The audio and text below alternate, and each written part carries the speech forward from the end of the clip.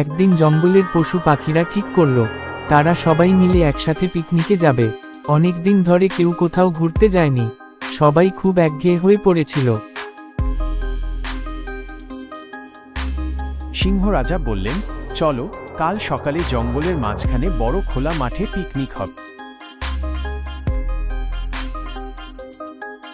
হ্যাঁ হ্যাঁ, দারুণ মজা হবে।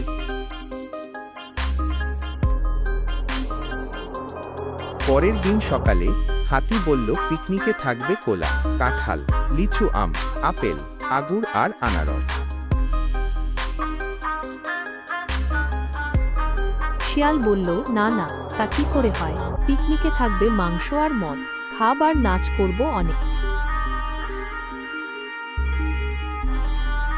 হরিণ বলল, না না শিয়াল মামা, তাহলে তো যাব না, মদ তো আমি খাব না।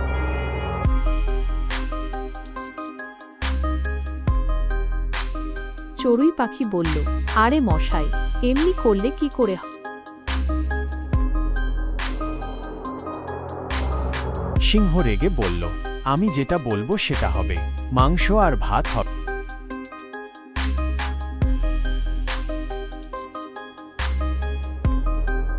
হ্যাঁ হ্যাঁ, দারুণ মজা হবে।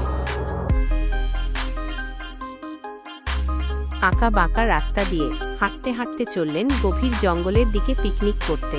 আজ পিকনিকে অনেক মজা করব, গল্প করে করে যাচ্ছে।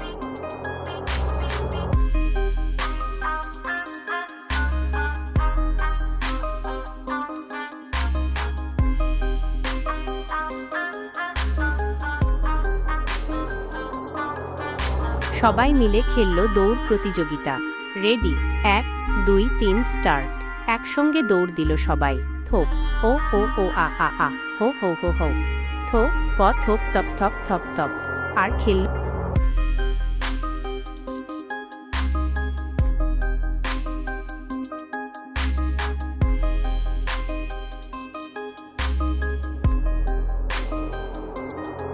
আর খেলল কে বেশি ফল খেতে পারে।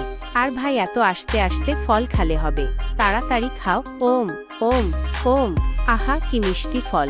ওম ও। পিকনিক শেষে কচ্ছপ দাদু ধীরে ধীরে এসে বলল, পেট ভরে খেয়েছি, এবার একটু বিশ্রাম।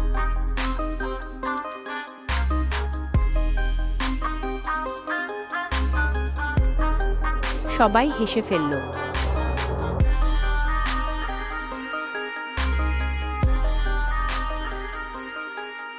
সবাই হেসে ফেলল।